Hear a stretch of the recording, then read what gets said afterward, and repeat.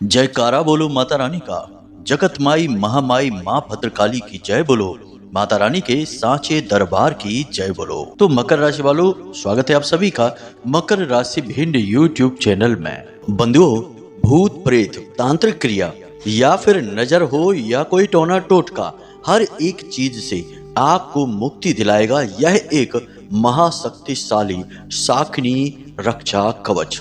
जी हाँ बंधुओं, हो सकता है कि आपने इस रक्षा कवच के बारे में पहले कभी सुना ही ना हो, परंतु हम आपको बता दें कि यह जो शाकिनी रक्षा कवच है यह इतना अधिक शक्तिशाली है कि इसे दुनिया के सबसे शक्तिशाली रक्षा कवच में शामिल किया जाता है।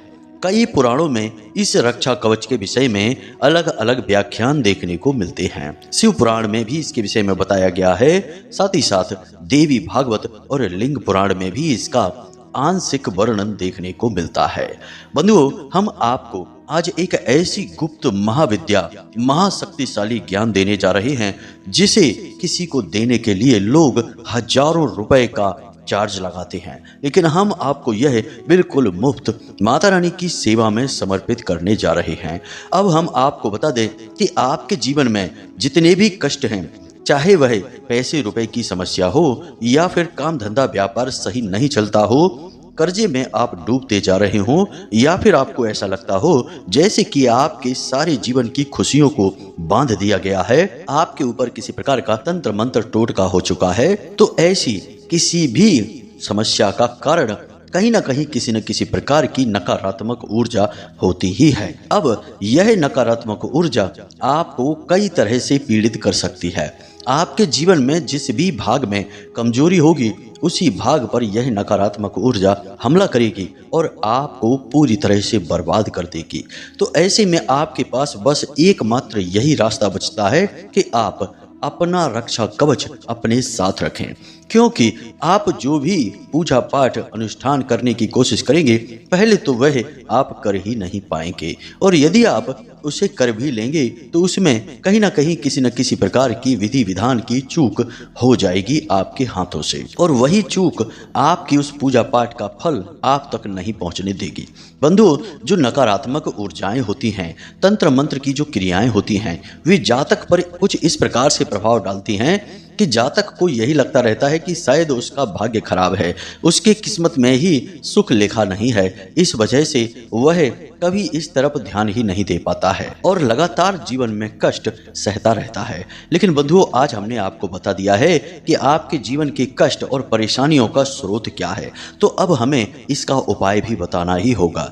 तो आज हम इस रक्षा कवच के विषय में आपको संपूर्ण ज्ञान पूरे विस्तार के साथ देंगे। साथ ही साथ हम आपको यह भी बताएंगे कि आज इस समय पर आपको इस रक्षा कवच को अपने लिए निर्माण करना और इसे प्रयोग करना क्यों आवश्यक है, क्योंकि बंधुओं, समय और काल की अलग अलग मांग होती है। हमने अपने पिछले कार्यक्रम में भी आपको बताया था कि यह जो समय और काल चल रहा है, इस समय में ग्रहों की दशा कुछ इस प्रकार से है कि नकारात्मक ऊर्जाएं, भूत प्रेत की ऊर्जाएं बहुत अधिक शक्तिशाली हो चुकी हैं और वे सबसे पहले आपके जीवन पर प्रभाव डालेंगी, क्योंकि आप बहुत ही सीधे और सज्जन प्रवृत्ति के इंसान हैं, और ऐसी नकारात्मक ऊर्जाएं सीधे साधे साफ हृदय के सज्जन इंसानों को ही अपना पहला शिकार बनाती हैं, क्योंकि इनके ऊपर कब्जा कर पाना, इनकी सोच को प्रभावित कर देना बहुत आसान होता है। ये कभी प्रतिरोध नहीं करते हैं, बहुत ही सरल स्वभाव के होते हैं। इसलिए आज का यह कार्यक्रम आपके लिए बेहद आवश्यक है। आपके जीवन में जो भी परेशानियां, जो भी अड़चनें चल रही हैं, वे सारी अड़चनें और परेशानियां आज इस कार्यक्रम को देखने के बाद निश्चित तौर पर 100% गारंटी के साथ हम आपसे कहते हैं समाप्त हो ही जाएंगी। हमें पूर्ण विश्वास है अपनी माता रानी और अपनी भक्ति पर। तो बंधुओं, हमारा आपसे बस यही एक निवेदन है कि आज चाहे कुछ भी हो जाए, दुनिया इधर से उधर हो जाए, चाहे कोई काम बने या बिगड़े, परंतु आपको इस कार्यक्रम को अंत तक अवश्य देखना है।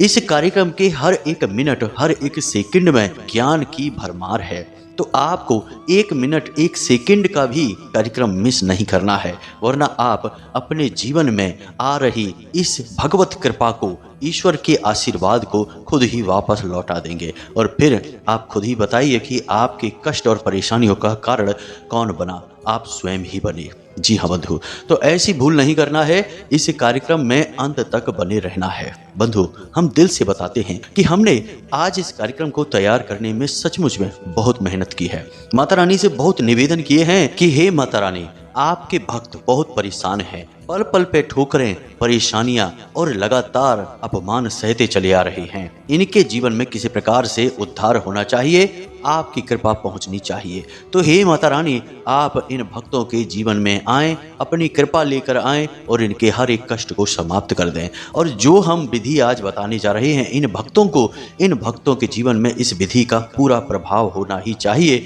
और माता रानी, आपकी आशीर्वाद की हमें बहुत कृपा है। ऐसा निवेदन हमने माता रानी से किया, तब हम इस कार्यक्रम को आज आपके लिए तैयार कर रहे हैं। भक्तों, बंधुओं, आज का यह कार्यक्रम आपके जीवन के लिए रामबाण औषधि के समान है। इसे आपको देखना ही होगा, वरना आपसे ज़्यादा दुर्भाग्यशाली कोई इस संसार में है ही नहीं। क्योंकि हम तो एक तरफ सच्चे हृदय से आपकी सहायता करने के लिए आपके पीछे पीछे भाग रहे हैं, और आप हैं कि हमसे हाथ छुड़ाकर, माता रानी से अपना दामन छुड़ाकर भाग रहे हैं। तो ऐसी भूल नहीं करनी है बंधुओं, आपको इस कार्यक्रम को अंत तक अवश्य देखना है। तो चलिए बंधुओं, बिना समय गवाए माता रानी का नाम लेकर आज के इस बेहद ज्ञानवर्धक और जीवन में चमत्कारी परिवर्तन लाने वाले विशेष कार्यक्रम की शुरुआत करते हैं। कमेंट बॉक्स में लिख डालिए, जय मां भद्रकाली रक्षा करो। माता रानी निश्चित तौर पर आपके ऊपर रक्षा करेंगी, हमें पूर्ण विश्वास है। इसी के साथ साथ बंधुओं, यदि आप इस चैनल कार्यक्रम पर पहली बार आए हैं तो आप इस चैनल को सब्सक्राइब अवश्य कर लें। बगल में जो सब्सक्राइब का बटन है उसे अभी इसी वक्त दबा दें, क्योंकि ऐसा करके ही आप माता रानी के दिव्य परिवार, माता रानी की दिव्य कृपा के पात्र बन जाएंगे। और फिर आपका हर एक कष्ट माता रानी खुद देख ही लेंगी। जो माई की गोद में आ गया, माई क्या उसका कभी बुरा होने देंगी? कभी नहीं। तो जल्दी से माई के परिवार से जुड़ जाइए, माँ के भक्त के साथी बन जाइए और चैनल को सब्सक्राइब करिए। तो चलिए बंधुओं, चैनल को सब्सक्राइब कर लिया, अब आगे बढ़ते हैं। तो अब बंधुओं, पहले शास्त्र की बात कर लेते हैं।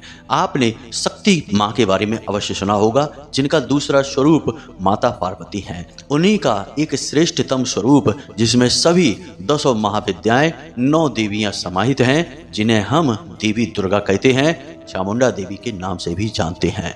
ये देवी एक ऐसी महाशक्ति हैं जिनकी सेवा में दुनिया भर की सेविकाएं लगी रहती हैं, जिन्हें हम योगिनी, शाकनी, डाकनी और गढ़, दूत और भैरव के नाम से जानते हैं। बंधुओं, कभी भी देवी की सीधी कृपा प्राप्त कर पाना इतना आसान नहीं होता है। कई जन्मों की कठोर तपस्या के बाद भी कभी देवी का साक्षात्कार हो जाए, देवी की सीधी कृपा प्राप्त हो जाए, तो बड़ा सौभाग्य मानकर चलिए। एक जन्म की कठोर तप से तो देवी प्रसन्न होंगी भी नहीं, क्योंकि जिस देवी, जिस पराशक्ति, जिस महामाई की हम यहाँ बात कर रहे हैं, उसकी सेवा में तो संपूर्ण देवत्व, स्वर्ग, नरक और हर एक प्रकार की दैवीय ऊर्जा लगी हुई है, तब भी वह देवी किसी से प्रसन्न नहीं होती है। तो हम जैसे तुच्छ मानवों की तो हैसियत ही क्या है। परंतु इसका मतलब यह नहीं कि हम जब देवी की सेवा करते हैं, माता रानी की भक्ति करते हैं, तो हमें उनकी कृपा, उनका आशीर्वाद मिलता ही नहीं है। बंधुओं, ध्यान से सुनिए, यहाँ पर हम और गहराई में उतरेंगे शास्त्रों की, और आपको उदाहरणों के साथ चीजें समझाएंगे। तभी तो आपको सारी बातों का भरोसा होगा और आप इस क्रिया को अपने घर में करना शुरू करेंगे। वरना आप यही कहेंगे कि गुरुजी बातें बता देते हैं इधर उधर की, हमें समझ ही नहीं आती है। तो ध्यान से सुनिए, जब कोई देवी के किसी भी स्वरूप की पूजा करता है, साधना करता है, उनका नाम स्मरण भी करता है, तो देवी की सहायिकाएं, जिन्हें हम अलग अलग नामों से जानते हैं, हमने आपको कह दिया, योगनियाँ उनका मुख्य नाम है। इन्हीं योगनियों का एक प्रकार शाकनी है, जिसका रक्षा कवच हम आज तैयार करने वाले हैं, और यह पूर्ण रूप से सात्विक होगा। आपको डरने की कोई आवश्यकता नहीं है, क्योंकि शाकनी नाम असल में लोगों ने नकारात्मक बना रखा है, क्योंकि यह बहुत ही तीव्र और बेहद शक्तिशाली और जरूर मदद मांगने पर आने वाली ऊर्जा है। देवी की प्रमुख सहायिका है, यह सेविका है। तो जब हम और आप जैसे तुच्छ मानव माता रानी की सेवा करते हैं, चाहे किसी भी रूप में करें, चाहे माँ बगला के रूप में करें, चाहे माँ काली के रूप में, माँ दुर्गा के रूप में, किसी भी रूप में उनकी हम जब पूजा करते हैं, तो तुरंत उनकी सहायिकाएं, उनके सेवक भैरव, गढ़, उनके रक्षक दूत तुरंत हमारी ओर चल देते हैं। जी हाँ बंधुओं, माता रानी तो नहीं लेकिन उनके ही प्रतिरूप, उनकी ही आंशिक शक्ति को धारण करने वाली ये दिव्य शक्तियां हमारी ओर आ जाती हैं और हमारे आसपास रक्षा कवच बना देती हैं, निर्माण कर देती हैं, जिससे जातक सुरक्षित हो जाता है। कभी कभी जब जातक अपनी साधनाओं को बढ़ाता है, बल देता है, तो उसे तरह तरह की अनुभूतियां होने लगती हैं। उसे ऐसा लगने लगता है जैसे कि उसके आसपास कोई है, लगातार 24 घंटे कोई उसके साथ रह रहा है। उसे हमेशा अपने आगे पीछे किसी न किसी के साथ होने की एहसास होता है। यही अनुभूति, यही एहसास इन दिव्य शक्तियों का होता है। यह देवी का नहीं परंतु देवी के आंशिक रूपों का होता है। तो ये जो देवी के आंशिक रूप होते हैं, इनमें भी देवी की जैसी ही दया भावना होती है, उनकी ही जैसी कृपा शक्ति होती है। बस देवी से इनकी शक्ति कमजोर होती है, परंतु हम मानवों के लिए तो यह बहुत ही शक्तिशाली हैं। देवी का ही स्वरूप हैं। जिनके ऊपर इनकी कृपा होने लगती है उनके जीवन में तो बारे न्यारे हो ही जाते हैं। हम एक उदाहरण देकर बताते हैं कि एक अध्यापक हैं और वे बहुत ही पीड़ित रहते थे। हमेशा तरह तरह के कारोबार में घाटा खाकर हर तरफ से निराश और परेशान होकर बैठे थे। एक बार तो स्थिति उनकी ऐसी भी आ गई कि इतना कर्जा और परेशानी बढ़ गई कि उन्हें ऐसा लगने लगा कि अब तो उन्हें सिर्फ इस संसार से मरकर ही मुक्ति प्राप्त होगी, आत्महत्या ही एकमात्र उपाय है। तभी उनकी हमसे मुलाकात हुई और उन्होंने हमसे अपने सारे कष्ट खोलकर बता दिए। उनकी आंखों से आंसू छलक उठे, रोने लगे बेचारे। कहने लगे कि हमने तो बहुत कुछ बनाने की कोशिश की परंतु दुर्भाग्य ने कभी साथ ही नहीं दिया और आज हमारी जीने और मरने की स्थिति है। हमने उन्हें देवी के एक विशिष्ट स्वरूप की लगातार साधना पूजा करने की सलाह दे डाली। यहाँ पर हमने उन्हें साधना करने के कुछ विशेष नियम भी बताए, देवी की इस पराशक्ति के बारे में भी समझाया और सारे विधि विधान को समझाया और उन्हें चेतावनी भी दी कि जब अपने जीवन में आगे बढ़ोगे यह देवी शक्ति आपके जीवन में प्रकट होगी, आपकी सहायता करेगी, हर तरफ से आपको खुशियां ही खुशियां देगी। तो कहीं मार्ग से मत भटक जाना, वरना आपकी मृत्यु निश्चित है, आपको मृत्यु तुल्य कष्ट प्राप्त होगी। क्योंकि अब जो आपके भाग्य का था वह तो आपने देख लिया, लेकिन अब जो आप साधना करके प्राप्त करेंगे वह यह देवी आपको देगी। तो इस देवी की दी गई मदद, या यूं कहें कि इसके आशीर्वाद का सम्मान करना, हमेशा सत्य और अहिंसा के मार्ग पर ही चलना, किसी को पीड़ा कष्ट मत पहुंचाना। उन्होंने भी हमें इस बात की रजामंदी दी और इस साधना को करना शुरू कर दिया। बंधुओं, साधना तो उनकी केवल 41 दिन की थी। साधना समाप्त भी हो गई, कुछ भी नहीं हुआ, लेकिन फिर अचानक से उनका बुद्धि परिवर्तन होने लगा। उन्होंने एक छोटा सा कार्य शुरू किया। हम आपको चीजें खुलकर नहीं बता सकते हैं क्योंकि यह किसी व्यक्ति के व्यक्तिगत जीवन की कहानी है, तो कहीं उसके ऊपर किसी प्रकार की कोई कष्ट पीड़ा ना आ जाए, इसलिए हम उसका नाम नहीं ले सकते हैं। बस हम आपको बता रहे हैं, आप समझिए।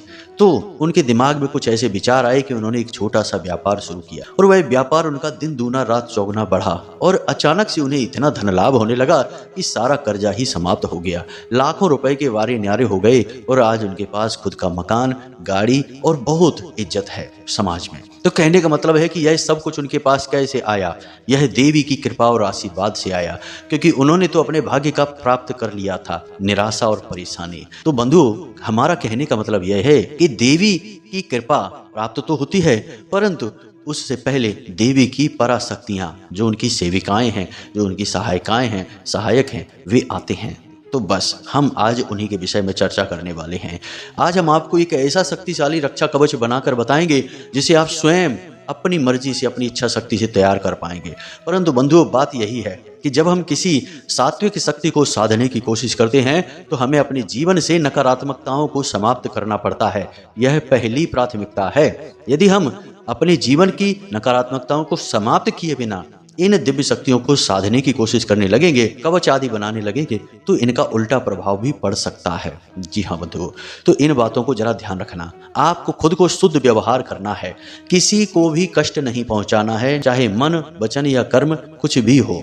किसी से गलत नहीं कहना है, गलत व्यवहार नहीं करना है, सत्य के मार्ग पर चलना है। जी हाँ बंधु, और इस रक्षा कवच को बनाते समय कुछ विशेष सावधानियां रखनी होंगी।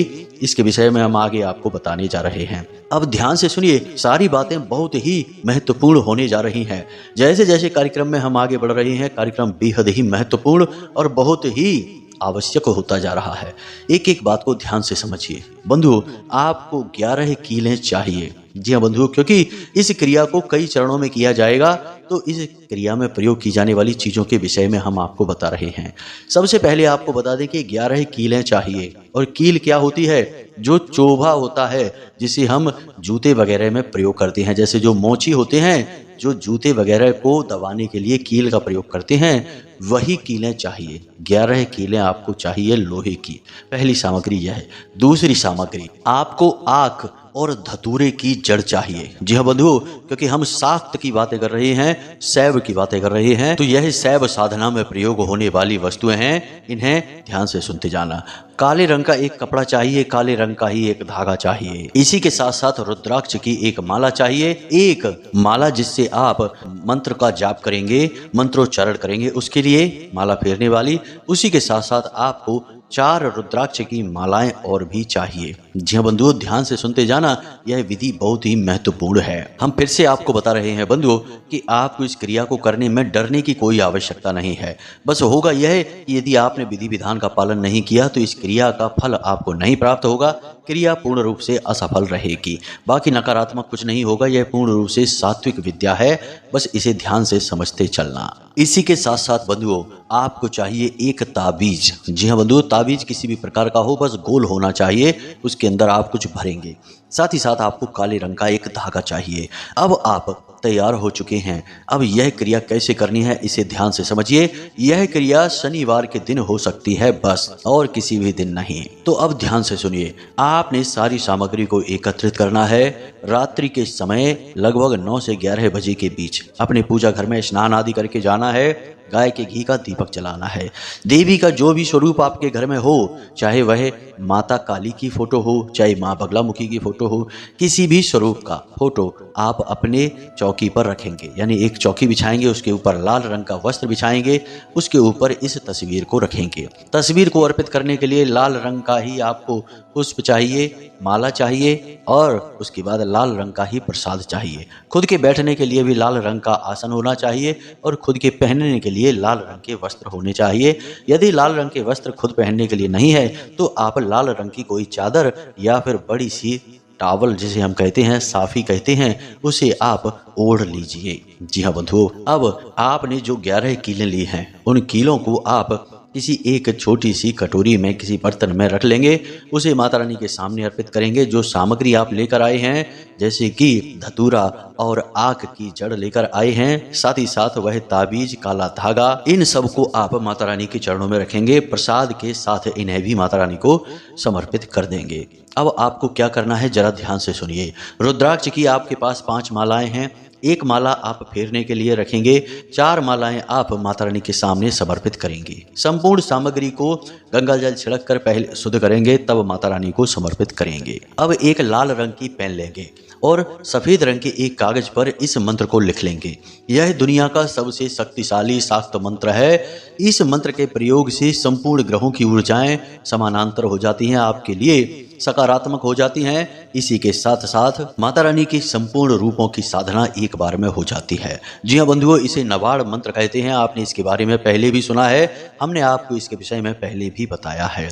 तो आपको इस मंत्र को कम से कम 3 बार इस कागज पर लिखना है। बेहद छोटी राइटिंग में लिखेंगे, फिर इस कागज को फोल्ड करके हम उस ताबीज में भरेंगे। तो बंधुओं ध्यान से सुनना है। मंत्र आपको मोबाइल की स्क्रीन पर भी दिखाई दे रहा है, हम बोलकर भी बता रहे हैं। मंत्र कुछ इस प्रकार है। ओम ऐं ह्लीं क्लीं चामुंडाय विच्चय।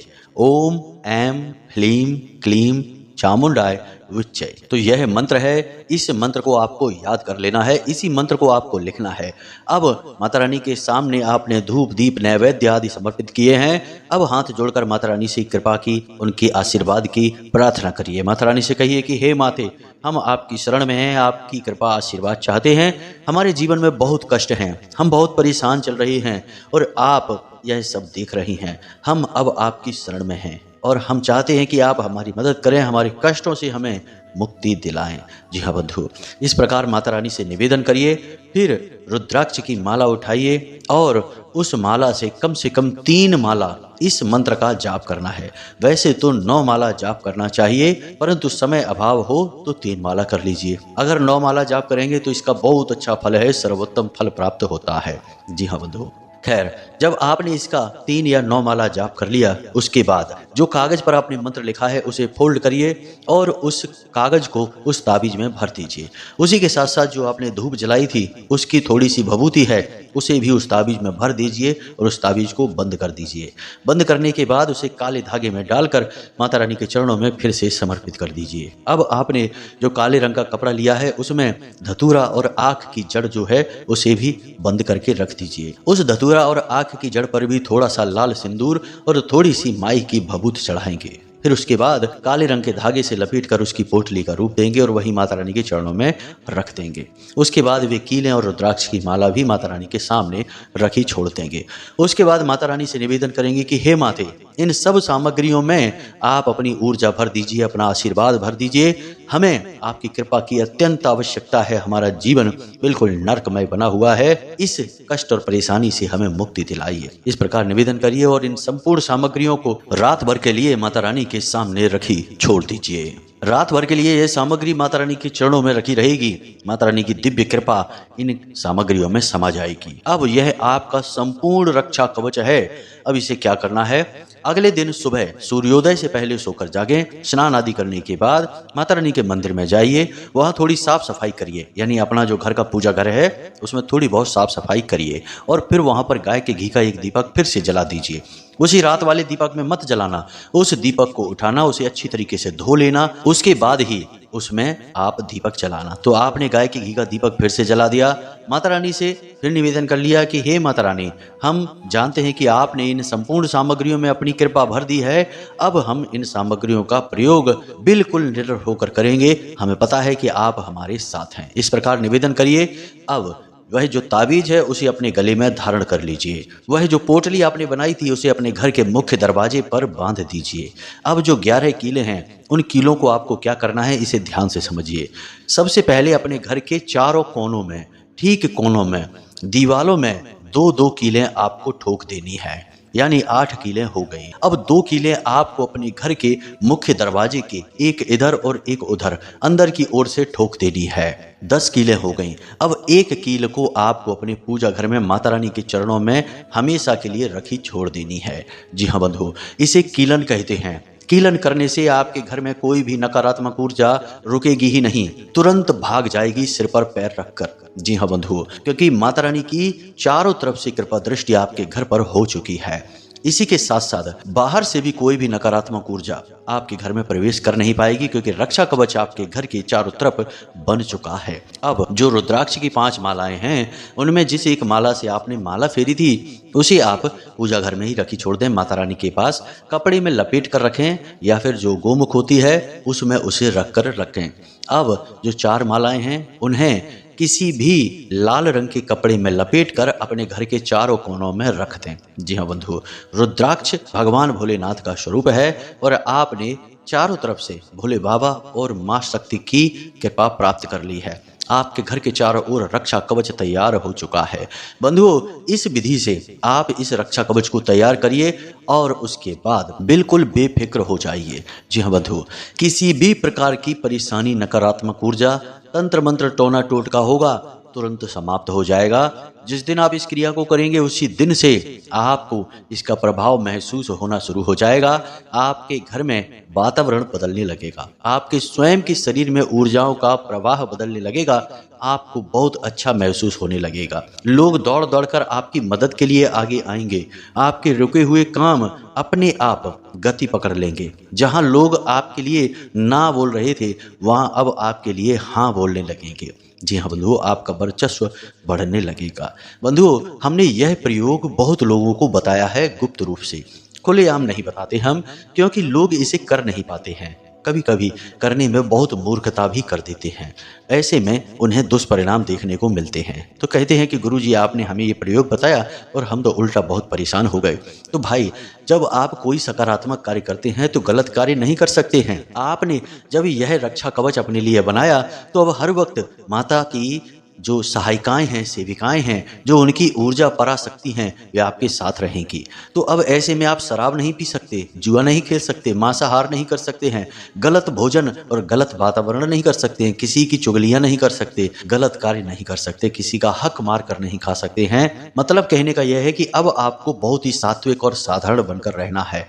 गलत तरीके से कोई भी कार्य करेंगे तो उसकी तुरंत सजा मिल जाएगी, क्योंकि अब आपका जीवन देवी के संरक्षण में है। और देवी कौन है? देवी सात्विक सकारात्मक ऊर्जा है, कोई भी गलत कार्य नहीं बर्दाश्त करेंगी। यह बात आप खुद ही समझते हैं। तो चलिए बंधुओं, आज के इस कार्यक्रम में बस इतना ही ज्ञान देंगे। कल फिर से हाजिर होंगे कोई विशेष महान ज्ञान को लेकर। तब तक के लिए कार्यक्रम से विदा चाहेंगे। हमेशा हंसते रहिए, मुस्कुराते रहिए, सकारात्मक रहिए, माता रानी में अपनी आस्था और विश्वास बनाकर रखिए। हमेशा प्रेम से बोलिए, जय माई की, जय मां भद्रकाली। माता रानी आपका कल्याण करेंगी। धन्यवाद।